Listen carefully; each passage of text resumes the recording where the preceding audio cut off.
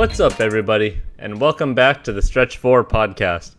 I'm your host, Peter Tran, and on the line I got my almost pick and pop partner, Josh Cohen. How you doing? We're coming back, baby. Ooh, are you ready to pick and pop, though? Absolutely. I've been ready for the last 3 months. My man. ISO Raj, are we still calling you ISO Raj here? We're almost there in Ottawa. Are you going to let go of your isolation? Well, I think everyone's just enjoying the sun, and I don't want to lose out on any potential hoops, so I might hit a court or two in the next couple of days. Yeah, you're going to join me soon. Yeah, maybe. Just a little tip for you guys. You know when you're looking for courts, I don't know if you did this, but I went to my court the other day and it was like packed. There were at least 4 people on every net, so I was like, nah, I'm out. Instead of Googling city courts or that kind, or like outdoor basketball courts, I just looked up public schools. Because they're usually empty, right? That's where I went to. I found a public school that had like a hidden basketball court, so it's pretty cool. Yeah, that's what I did too, and it was dead. It was beautiful. Had the whole place to myself, man. I had shade too. Oof, that's a luxury. Oh, that's nice. That's a luxury. It's like 40 degrees out here. Can't touch that frail white skin of yours, eh, Josh? Oh my god, I'm burning so easily now. I was outside for like 2 hours the other day at like 6 o'clock at night, and I turned into a lobster. Seriously? Yeah. So it's bad, man. I used to be able to tan, but not anymore. Now you just burn? Pretty much. Get yourself some sunscreen, man. I do, and it doesn't doing? help. I'm just too white. There is such a thing as being too white. Yeah, we've seen it. It's okay. Alright, guys. It looks like the NBA might be coming back sooner than we thought. I think the tentative date is like mid-July at this point, right? Oh, I mean, we've all heard Orlando seems like the spot that it's going to be. There was talk of Vegas for a while, but I think they squashed that pretty quickly, to be honest. And now the idea of doing a campus, not a bubble, but a campus at Disney World seems to be the leading vote getter, right? So you're going to have X amount of teams there. Obviously, the NBA will want to continue to test, also to quarantine their players as much as they can. And then if somebody gets sick, that person is just, out, 14 days. That's it. No questions asked. But now we got to figure out how to go ahead with that. There's going to be questions about whether you want to continue on with the season or not, whether we just go into the playoffs. What kind of lead-in do we do? These guys have been off for, right now, we're counting at 2.5 months. It's going to be longer. Do you get them to practice with each other? Do you play a few games to finish off the season? There's a lot of factors that are going to go into this, right? And I want to see what everyone has to say. Obviously, there's a lot of research going on right now. I think the GMs are going on a call on Thursday, and then the owners are hopping on a call on Friday to, maybe push it forward a bit more. So it looks like there's a lot of traction behind this, but we got to figure something out. Josh, what do you think is a logical step? How would you go about this? I think in terms of the players all getting their money, I think all 30 teams have to be involved. I know ideally it's not the greatest situation with that many players being in one specific area, but in order to get the TV contracts, I think they have to reach a certain amount of games in order for the players to get paid out in full as well as the owners. So I think that you'd have to play at least 5 to 7 games or so to get to that mark. I think it's like around 70 games in total. It's 70 games on the dot for local TV money. Yeah, so that's an extra 7 to 8 games, depending on, how many games the team has played. So I would do that first, and just tell the players, if you want to, get your full salaries, and this is going to be happening. And then from there, I would have a play-in tournament. So I would basically eliminate all of the Eastern Conference teams besides the top 8 because nobody's really close to getting the 8 seed. I mean, Washington's 5 games back, and they had a really hard schedule, the rest of the year if it should have played out. So they were not going to make it. So just eliminate them, and then have. I know this is an idea that has gone around the last week or so, but you have the top 8 teams in the West, and then you have the 4 teams that are fighting for the 8th spot from seed number 9 through seed number 12, right? Including San Antonio, Portland, New Orleans, and who am I missing? Sacramento, yeah. So have those 4 teams. Essentially, with the 7 and 8 seeds with Dallas and Memphis, sort of like play-in tournament. I'm not exactly sure how that would go. I think you have to give an advantage to Dallas and Memphis in that situation, but maybe have like a round robin type of play, and then somehow give an advantage to Dallas and Memphis in that situation, and then have the teams play for those last 2 seeds, and then go into it with, this regular 16 teams after that. Would you reseed the 16 teams though? Yes. So I would do it as they've been talking about the last few days on ESPN, where you have no East and Western Conference.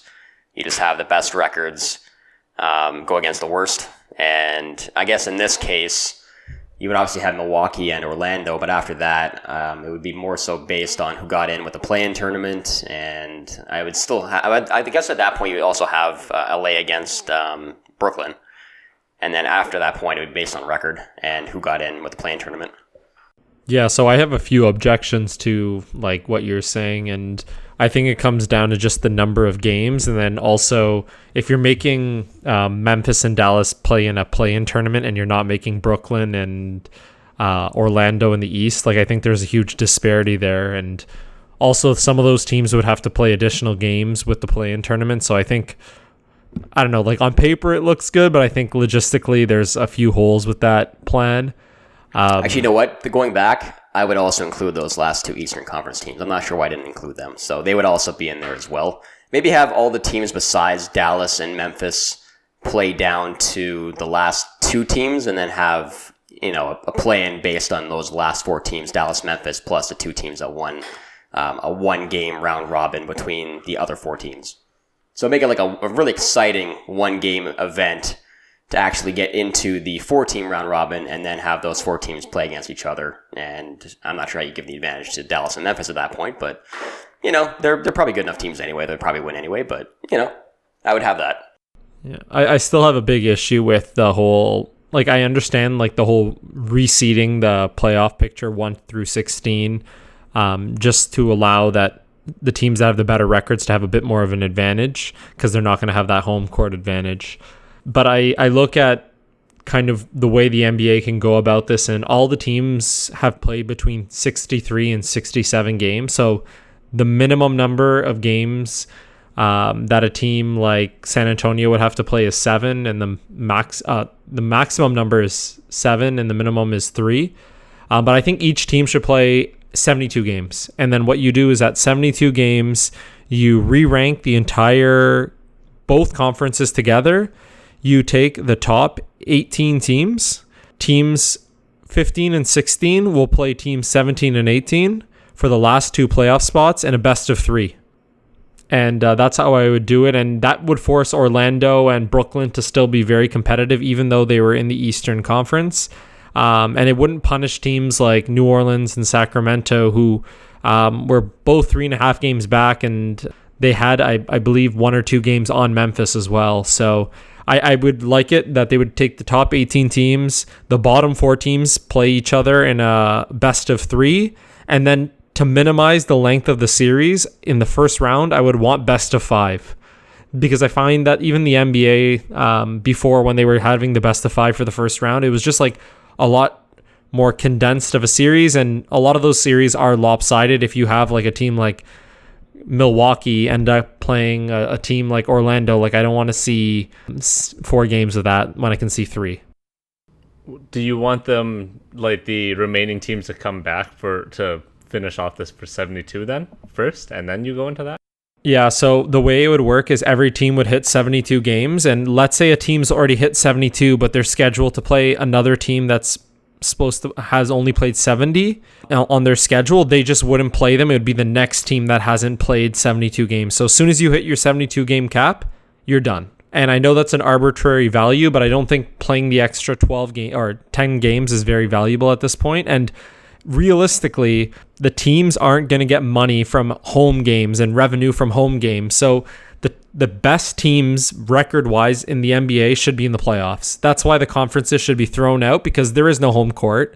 There is no revenue. That's why 5 games doesn't make a difference between 5 games and 7 games, because 5 games, there's no like, oh, we're getting 2 home games guaranteed. Like there's no home games. They're all neutral games. Yeah, this is the perfect time to experiment and have the 1 to 16 And, based on, both of our different models, if we get more Western Conference teams in this, the playoffs will be so much better. So either way, I mean, there's always going to be negatives with any type of model that comes forward. They're probably going to have to vote on it. And there's going to be 40% of the vote may go against whatever Adam Silver is going to put forward. But ultimately, the more Western Conference talented teams that get in, and the less, Brooklyn and Orlando types that get in, the better.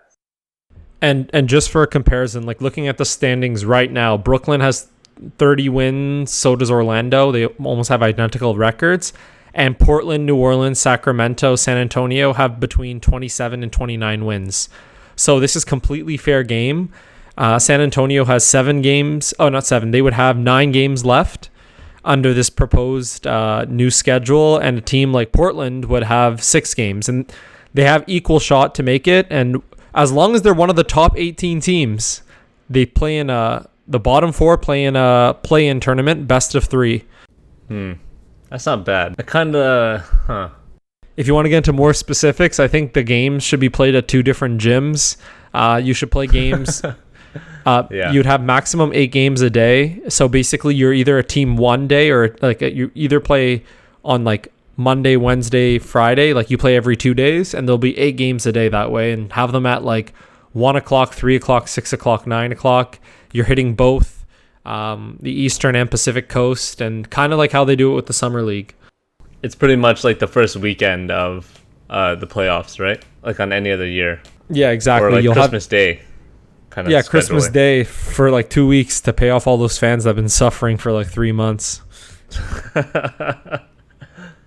That's not bad. I'm skeptical about having all 30 teams show up for the remaining, in your case you said up to 72 games, right? So that's another 10 games. Josh proposed 5 games.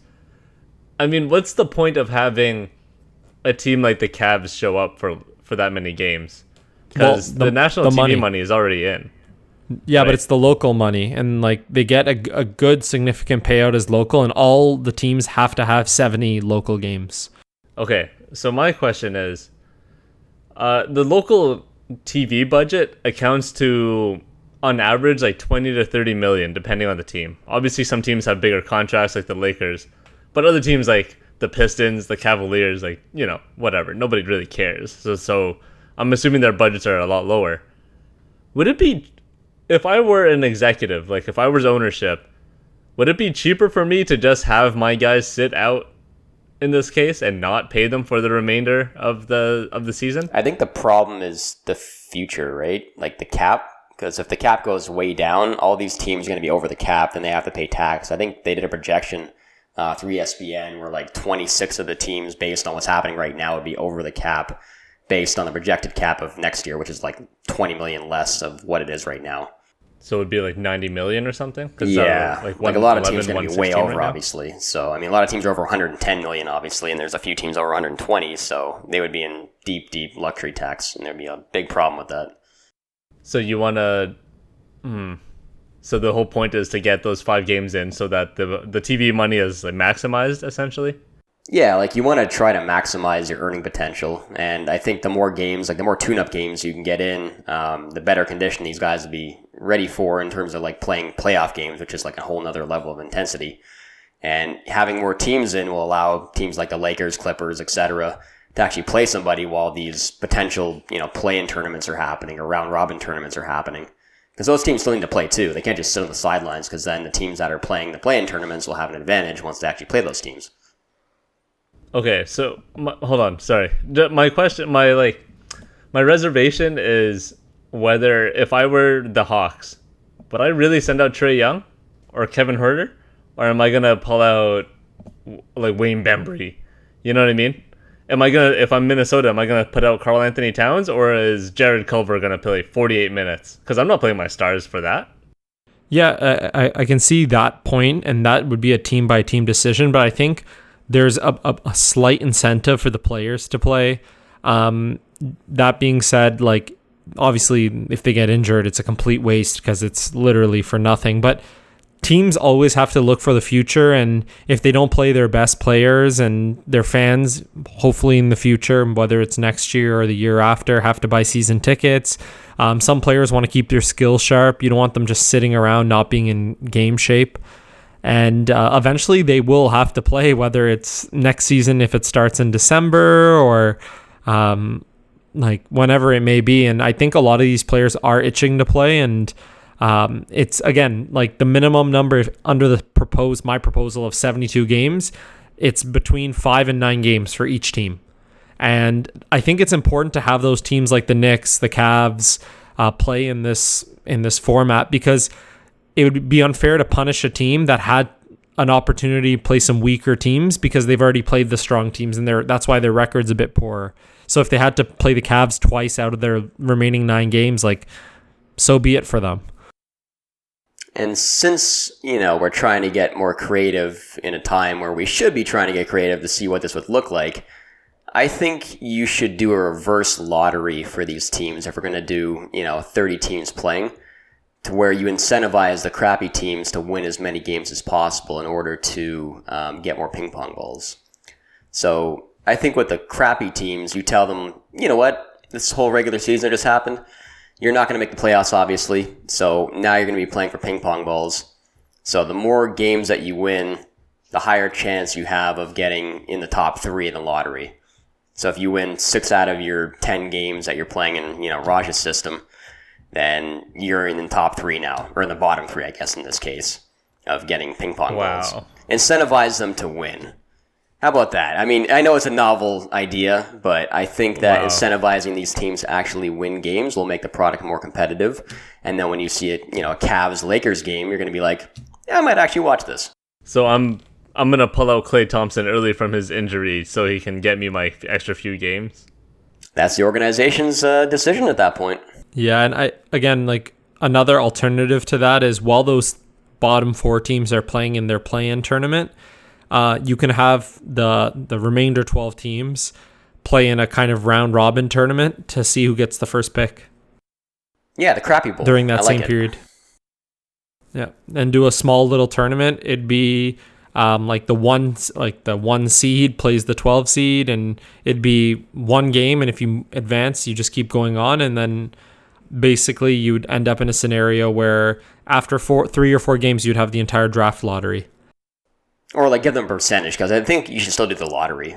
I don't think it'd just be based on like whoever wins that, lottery bowl, they get the number 1 pick. I think it should just be like they have, a 12% chance. The best percentage. Yeah, exactly. Yeah.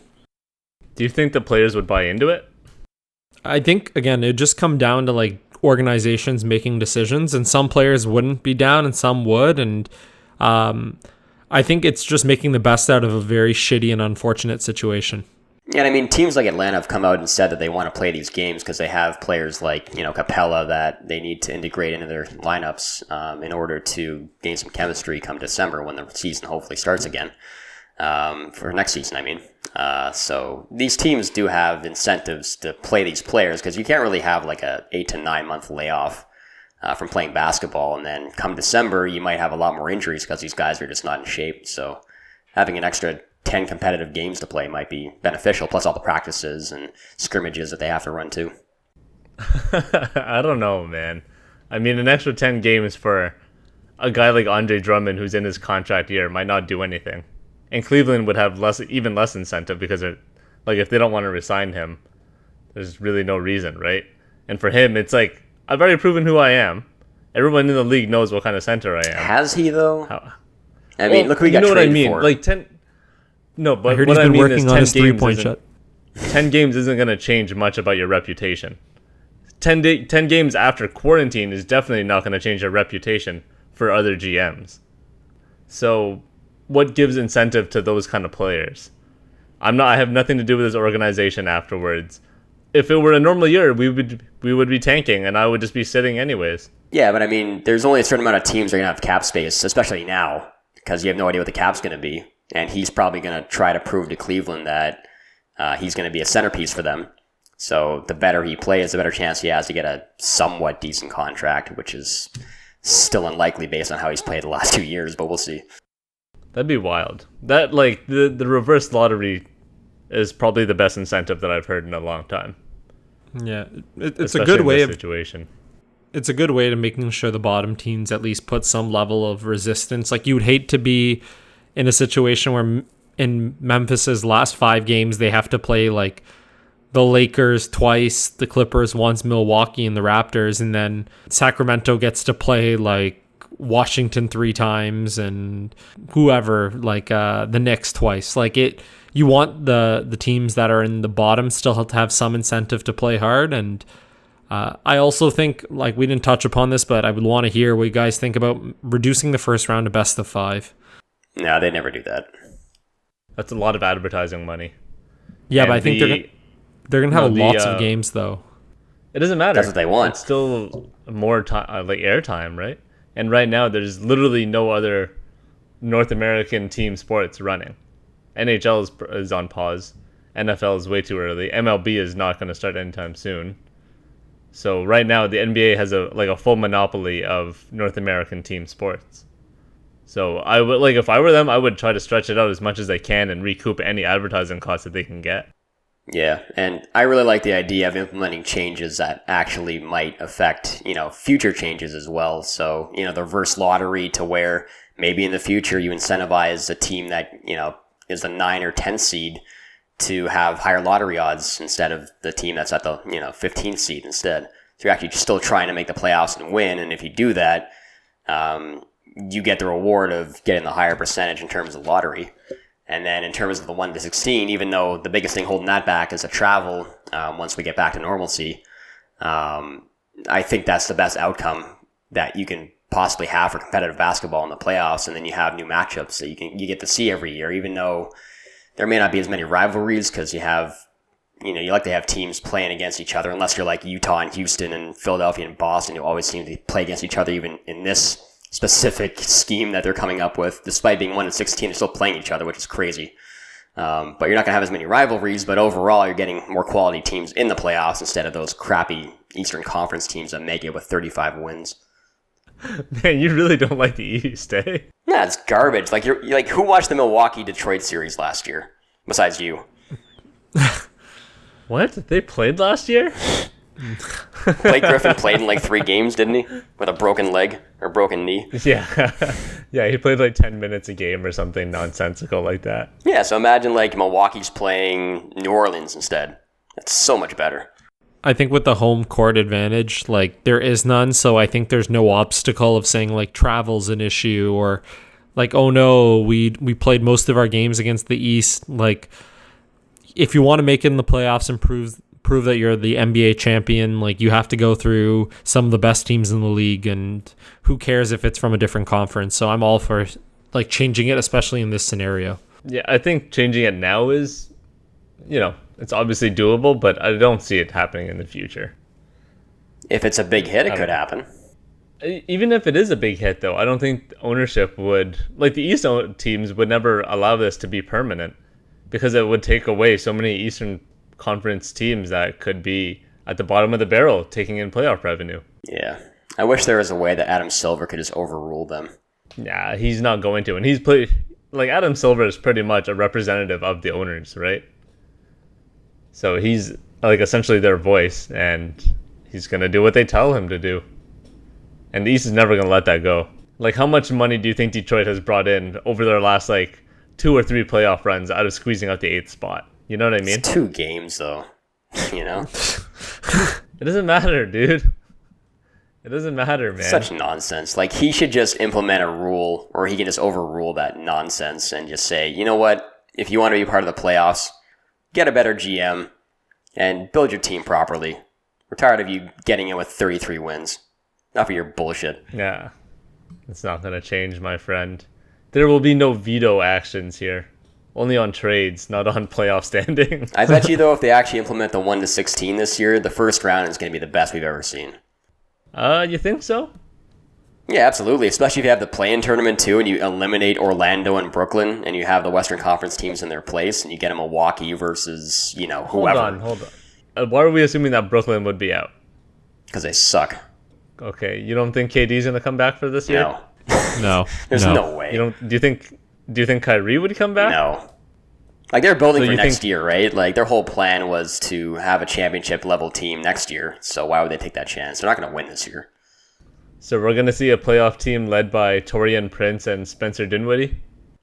Yeah, don't forget my guy may not Karras as well. Karras is nice, but they're not going to beat any of the Western Conference teams if there's a play-in tournament. There's no way. I don't know, man. The Spurs are pretty bad.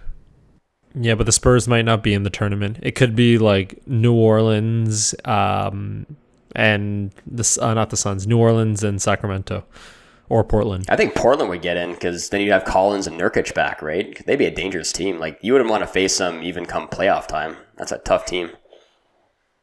How pissed would you be if you were Dallas, where you've had a year of like overachieving on every standard, and then somehow you had to play in this bullshit play-in tournament? Well, the funny thing is, like, Mark Cuban talked to ESPN yesterday, and he said he's all in favor of a 30-team tournament.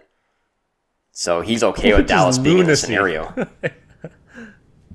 Yeah, he's okay with 30 teams because it's like a fair position for everybody. But what happens when it's his team put together with a bunch of teams that are just trying to take that 1 or 2 spots? You know what I mean? I think that was part of the Yeah. article, though. I think he said he was fine with that. But he wants the 30 teams back. Like, that was a sticking point with him. Yeah, I think also, like, especially in Dallas's case, there's no absolute guarantee that they would be that 17th or not 17th, but they would be one of the bottom 4 teams that has to play in, because right now, yes, they're tied on wins with Houston and the Thunder. They've played 3 more games, but things can change, and if they have 5 or 6 games, and they can jump up ahead of Oklahoma City, and it might be Oklahoma City and Memphis versus like 2 teams from the East. Okay, I want to ask you guys logistically. If you were to bring in, like, let's just go, like, assume that your 30-team idea works, right? Like, they bring everybody in. Each team, I think they said, like, traveling parties around 35 people, plus, let's say 4 family members, I'm guessing. Are you trying to limit these people to the confines of Disney World specifically? Absolutely. Like, I think that's the reason they chose that venue. It's a huge area. It has enough space for entertainment in the terms of like restaurants, and you would have a few staff that worked at these restaurants that would stay there permanently for the 2 months.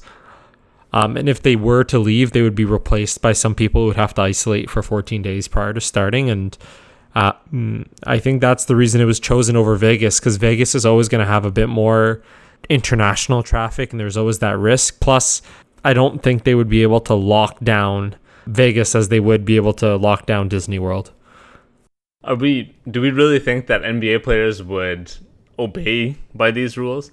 Because the idea is that they've changed it from being a bubble where you're, obviously strictly confined, right? Like a dome kind of image is in everyone's mind, obviously, when you're a bubble.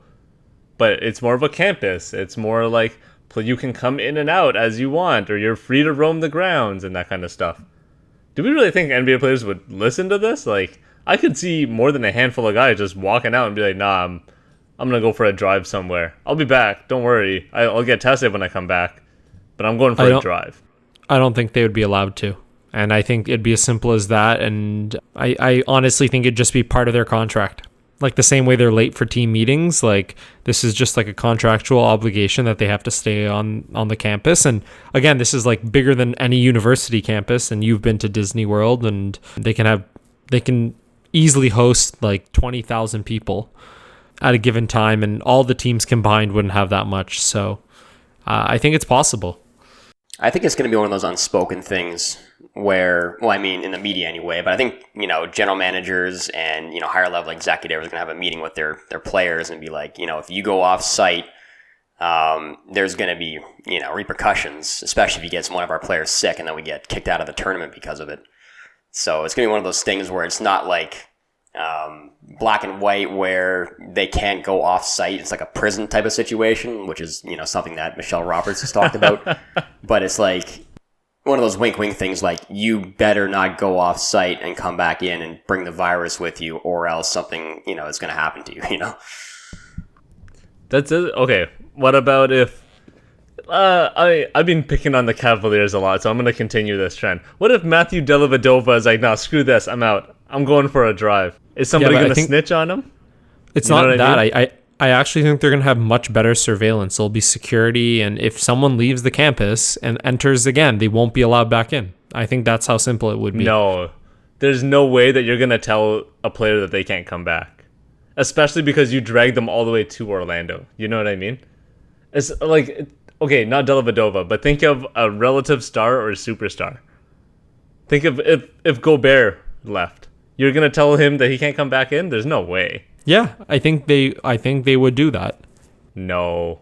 I guarantee you they wouldn't. They would test him, like, a lot, but there's no way you're going to say no. Well, They'll you ridicule can come the back. guy, they'll hit him with a bunch of fines, but they're not going to say, no, you can't come in. There's no way they close the doors permanently. I think they do. If they bring them to Orlando, they give them everything they want, and if they have requests or whatever, I'm sure they can cater to them. And they basically do it like that, and no Dennis Rodman like trips or vacations to Vegas halfway through the final series. Nothing like that. I don't know. I'm skeptical. We know how stubborn some players can be. You know what they should do? They should make this also into reality TV, where they have an extra production crew from HBO or ESPN or whoever film all these guys in the environment. It's Disney owned, man. It's got to be ESPN. There's no way they're letting HBO get that money. Yeah, it's gonna be ESPN or TNT. No, Disney is owned by ESPN, man. Or reverse that. ESPN's owned by Disney. Yeah, but I think you gotta keep that money in house. They will, but I think they're also gonna let TNT, because TNT is contracted to get an X number of games as well. Like, they're the big NBA playoff sponsors. Yeah, I think TNT would have their broadcast team, but if you want to set up like Josh's idea of having basically Big Brother, but at Disney World for NBA players, yeah, I'd be on that. You gotta go with ESPN. Yeah. Oh, we'd be streaming that 24/7. No doubt. Then the cap wouldn't go down too, because you could put all the money back into the league through that, because everyone would watch it. You get more people watching that than you would the games. Oh yeah, the NBA is all about its personalities. We all know this. Okay, my next question for you guys. Say, let's pick Dallas, for example. Say Luka Doncic somehow contracts this disease once he's already inside.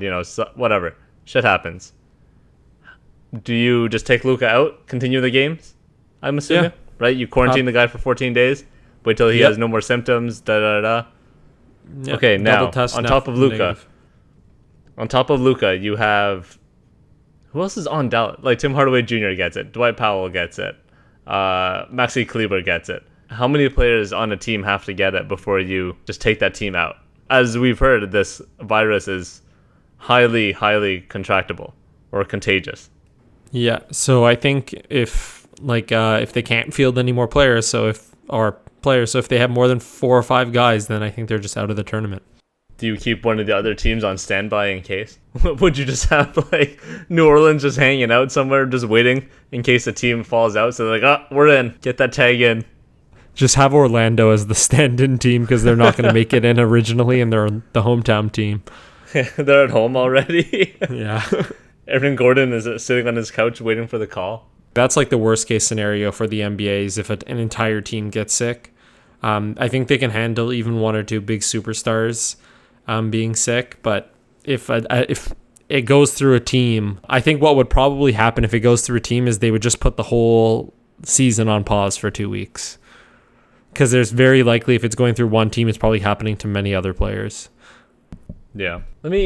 Josh, if you were one of the one of the teams that's already in the playoffs, right? So say you're Toronto, Milwaukee, Boston, whatever. If you're one of the GMs for this team, would you even care about having a regular season, or would you just want, there's been proposals that there are inter-team scrimmages, right, where you guys just run, get your legs under you, and then boom, straight into the playoffs. None of this 5-game or 7-9-game regular season nonsense.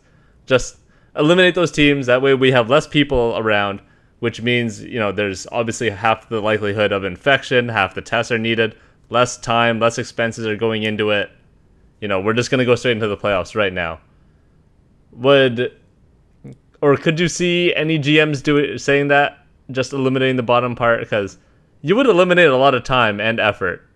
And obviously it's a lot safer if you have 16 teams instead of 30 going into this confined space. I think you could argue that the injury risk is higher than the coronavirus risk as long as players don't go off site, right? Because you have maybe a 3-week training camp, and then if you go straight into the playoffs, I think there's going to be a lot of injuries because, as we know, guys play harder in the playoffs. It's just a proven fact. And, star players especially play more minutes. So I think you need that tune-up. You need at least 5 or 10 games in order for the players to get back in physical shape. Because I'm sure a lot of them are looking like Andre Miller right now. The disrespect. I really want to see what Nikola Jokic looks like right now. Man, I love Andre Miller. Don't talk shit. But he's known for being a guy that never worked out in the offseason, which is why he was able to, he'd come into camp, obviously, and be overweight and be out of shape, but he worked his way back in, but he had very limited amount of injuries at the same time. So I think a lot of players are going to be looking pretty pudgy when they come back, but a lot of them aren't built, I guess, the same way as Andre. When you can only jump 3 inches into the air, it's hard to get those kind of injuries. Yeah, for sure. So he's not a very athletic guy, obviously, in comparison to your regular NBA player, but a lot of these guys that are sitting on the couch right now, they need the games in order to get back into game shape. Okay, I think what I'm trying to say is, what would change the idea that this training camp I don't want to call it training camp, but this regular season of 5 to 10 games, wouldn't players just treat it sort of like they treat preseason, where it's just, we're going through the motions, you can play me 5, 10, 20 minutes a game tops, but why am I even trying for this if I'm a top 7 seed? Well, I think in that case you might have to put something on the line, which, again, is very convoluted and we don't really know what they're going to do, obviously, but maybe you make seeding important. Maybe you add seeding to the equation. It does matter, because if you're, let's say, a good example would be a team like Utah. Why would they want to try? They're pretty much secured to be one of the top 16 teams. But do you want to be number 13 or 14, or do you want to be number 7 or 8? And the difference could be 3 games between those teams. So I think there is incentive, because if you do want to make it further in the playoffs, then you want to play easier opponents and have an easier path. No one wants to go through the Clippers or the Lakers or Milwaukee. Fair. Okay. Raj, have you heard this idea that some of these media personalities are putting out with a World Cup style grouping stage? Have you heard about this? Yeah, it's garbage. You don't like it? Yeah, I think it's just a terrible idea. I think North American sports culture is very different than European. We have a regular season for a reason, and we play 82 games, and there's load management for a reason.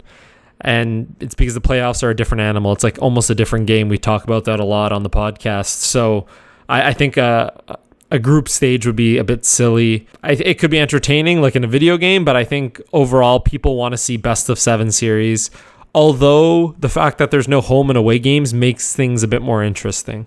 So you wouldn't like it if we had, I think the idea would be 4 or 5, 5 groups, right? Or 4 groups, whatever, it doesn't matter, of 4 to 5 teams. And then each team plays every other team once. You gather up your points, and then that's how the seeding would rework itself. You don't like that idea? That way you would also, have 20 teams instead of 16. So let's just pick the top 20. You would throw in Portland, New Orleans, Sacramento, and San Antonio into this idea, right? So there's no need for a play-in tournament because all these teams would be included already. Yeah, but you still need to include the other 10 teams to get your local TV money from every team. And yeah, you could say they play in a different groups, and then the winners, the remaining 8 or 10 teams play in groups of 5, 2 different groups, and we can do the reverse lottery odds, and that would incentivize winning for those teams. But I just think you're punishing certain teams, and I think the great thing about basketball is it's hard to beat your opponents 4 times. It's a challenge in a series. When you play a team once, you can just catch them on a bad shooting day, or things can't be things aren't working well. But beating them 4 times is a completely different animal. Look what happened with the Clippers against the Golden State Warriors last year. They were able to beat the Warriors twice, and I know maybe the Warriors weren't giving it 100%, but if they catch them on one of those bad days, you're going to say that Golden State didn't deserve to make it and the Clippers did just because they won that one game? Yeah, I mean, isn't that what happens with the World Cup, though? Obviously, the teams don't play each other every year, but It's the same idea, right? Like that's the same thing as in any tournament, basically.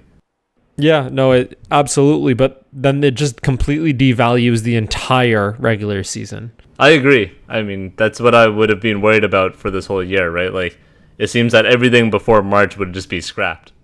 Yeah, and like again, a good example would be a team like Milwaukee, right? Like if you put them in a group, and obviously the groups would be fair, like they wouldn't be with the other top teams, but Milwaukee could be in a group with like Philadelphia, Houston, Dallas, and let's say the Suns.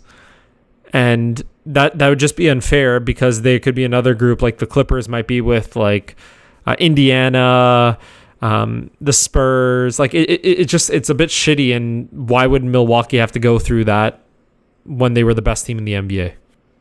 Yeah, okay. All right. Okay. Now, if we're assuming that the standings stay the same, we're going to rejigger everything. So we go 1-16. You get Milwaukee, Orlando, LA, Brooklyn, blah, blah, blah, blah, blah. Which series would you guys be most interested in watching? Like, which do you think would get the highest ratings? Which would draw your interest the most? That kind of stuff. In the first round? If you have the first round. So based on the 1-16? Yeah, the current 1-16. So no Portland, no New Orleans, Sacramento, Spurs. Sorry, guys, you didn't play well enough throughout the year. I don't care.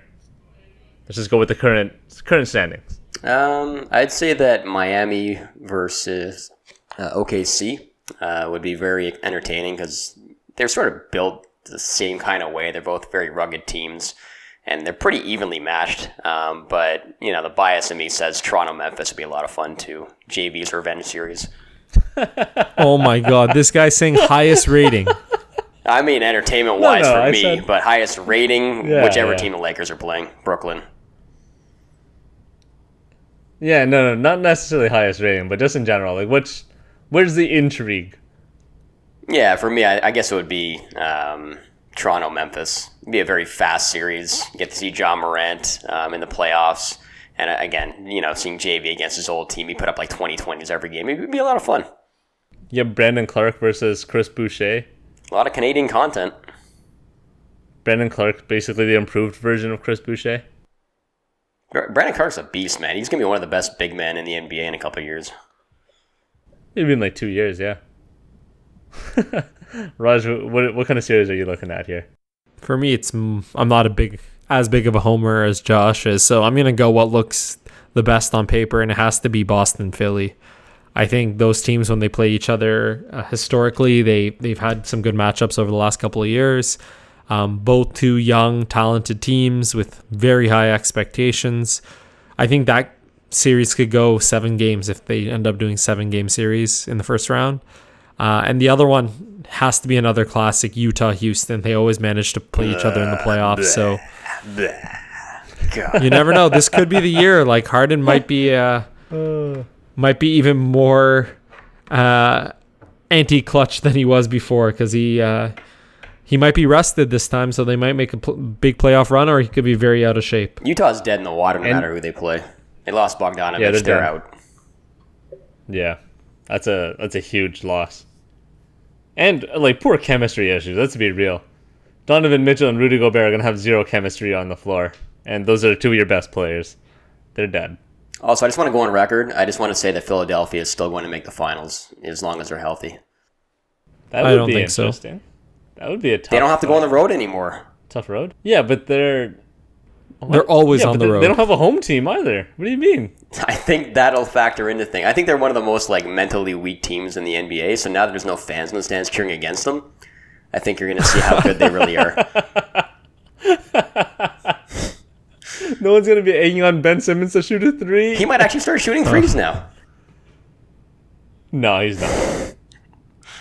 He's not going to. I don't know. I mean, this team was built for the playoffs. They're huge and they're physical, so they should do well, especially without the fans now, I think. Yeah, Boston has really no size to go against that team either. That's what I would be worried about. Like, Daniel Tice is not going to be enough to stop Embiid and Horford at the same time. You know what I mean? That's tough. And Cantor is like a sieve on defense. So what? You're going to throw on the Time Lord Come on. I Boston team's going to struggle. I think it'll still be a good series, and I don't think Philly will make it to the finals. Just because if they ended up doing the 1-16 like we were talking about, they would be in the same bracket as the Clippers, and I don't think they're better than them, and Milwaukee. You know what they should also do? They should also reseed based on who wins the series. So if the first seed wins their first round series and there's an upset in their bracket, they should have to play the worst seed that comes out of the first round. That's another change they should make going forward, I think. So why not experiment with that too?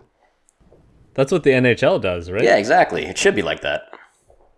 Yeah, I don't think that's fair, because then Orlando literally has to have the hardest road, and I think nothing. I don't care about Orlando, but I think if you beat the number 1 seed, like that is a big enough achievement. Like you don't have to go out and beat the Lakers the next round. Like why not? That's just ridiculous. Don't be so crappy in the regular season then. No, but Make the regular season matter again. Okay, if that was the case, then yes, that could make sense for the future. But I think for this tournament, no.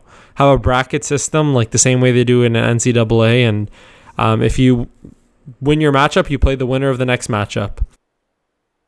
I think you should incentivize these teams, especially if you're going to have a regular season of 5 to 7 games or 10 games or whatever it is to get the highest seed possible. And I think that's a good way to do it. And saying, if you get a higher seed, then you get to play the crappiest seed going forward as long as you keep winning rounds.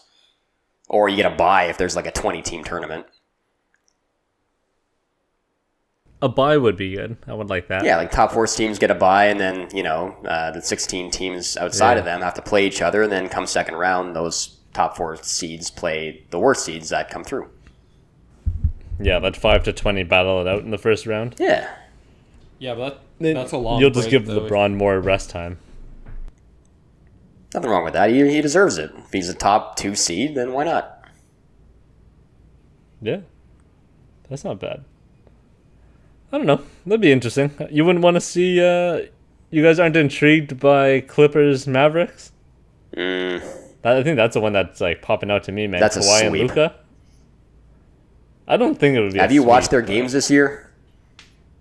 No, I haven't at all. Actually. Yeah, it hasn't been pretty. They lock him down, don't they? They don't match up well at all against the Clippers. I mean, because they have 2 or 3 guys that can... they can also switch on Luka, too. Like, Luka really excels when he has to play against a big man in the pick and roll. But if you can just switch on him, he's a lot less effective right now, which, I think the series will be beneficial for him if it does actually happen, because he'll have to learn more moves one-on-one against, like, really athletic 6'7" guys. And that'll, excel his transition into greatness, but they get swept for sure. What about Denver, Indiana? That would be fun. Nobody would watch it, but that'd be a great series. No. That's by far going to be the least viewed series ever in NBA playoff history. No, I wouldn't go that far. I mean, there was Milwaukee, Detroit last year. Let's be real. Even during quarantine, somehow it'll be the least viewed series. NBA nerds would love that series, though, because those teams are built sort of the same way, where they have like really strong starting fives and solid benches as well. They just have really good team depth, and they're fun to watch too. So I think that would be a great series. Denver far superior. Denver would be far superior. I don't know, man. With Oladipo back healthy, having 3 months of rest now too. Yeah, man. Miles Turner's punk ass isn't going to do anything against Paul Millsap. He's going to be like, oh, Paul Millsap's trying to body me. I'm out. Let me run to the 3-point line and shoot an air ball. Wow. The disrespect. I like it. Yeah. Clearly, I'm not a big fan of Miles Turner's game recently. That'd be a fun series, though. Too much conflict. It would be fun to see Sabonis and Jokic go at it. That would be sick. I think it's a lot closer than you think. Yeah, well, obviously. I'm obviously being a huge homer right now. At least we're talking about basketball now, though. At least it's actually fun to talk about the matchups that are hopefully to come. I'm literally wearing a Wilson Chandler Denver Nuggets jersey right now. Nice. Yeah, that's how much this homerism has gotten to me. Do you get any props on the street when you go out like that? Hell no. They're like 21? Is that Jamal Murray's number? Then they look at the back, they're like, Chandler? Who's Chandler? Who the hell? Tyson? Chandler Bing? Tyson Chandler. Didn't know he played for the Nuggets. Yeah. He did. Yeah. He was the starting center for them when Allen Iverson and Carmelo Anthony were there. Kind of looks like Marcus Camby. Might have been Marcus Camby. Ah, yes. You like what I did there? Because they're basically the same player. Well done. Yeah. All right. Well, it looks like we've almost solved this issue. I mean, I still don't like having all 30 teams come in just for health reasons and, the potential for infection. But, I mean, if you need that 20 or 30 million per team, it's obviously a lot of money to take in. It's close to $1 billion, right? Yeah, it's a lot of money, so they got to figure this out and quickly. So supposedly they're having meetings on Thursday, Friday, where we should learn a little bit more at least. And I think by next week we'll have a much better idea as to what's going to happen. Josh, how do you think Masai the God would talk to other GMs in this situation? I think he would go in, full confidence, maybe take his pants off in front of them, be like, you know what, bring it on, let's go. While he's on Zoom? Absolutely. Masai doesn't care That's who amazing. Toronto plays. He thinks they're going to win regardless. So 1-16, 1-20, have a bye. It doesn't matter. Toronto's going to win the championship no matter what in his eyes. So what you're telling me is Masai's going to go into the Zoom call, drop his pants, show everything, and be like, I don't care what you guys think. I'll yell trash. I'm Masai. Pretty Fuck much. And then just Brooklyn. keep on going. And then just hang up. Doesn't even need to participate for the rest of the call. There's a reason why his nickname Leave is meeting. The God, right? Wow, that would be intimidating. They should be intimidated by you him. have- I am. Yeah. And I'm not Meanwhile, a GM. Pat Riley's sitting there with all his rings, just quietly tapping on the table, just chilling, waiting. Yeah, whatever. That old fart. That's what I wanna He's past his prime now. That old fart is he can't build a team anymore. He doesn't care. You know how you can maneuver where your webcam goes? His is always just looking at his hand, going like this as he taps his rings. He probably has one of his staffers holding the camera. That'd be even better. It's probably James Johnson.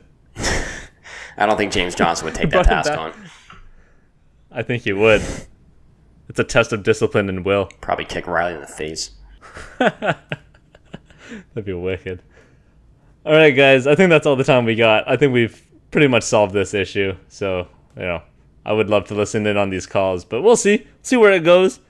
I want to thank everyone for listening. Please remember to rate and subscribe on iTunes. We're on Spotify, Google Play, Stitcher, Anchor, all the major podcast platforms. You can hit us up on Instagram and Twitter at Stretch4Pod. And until next time, peace.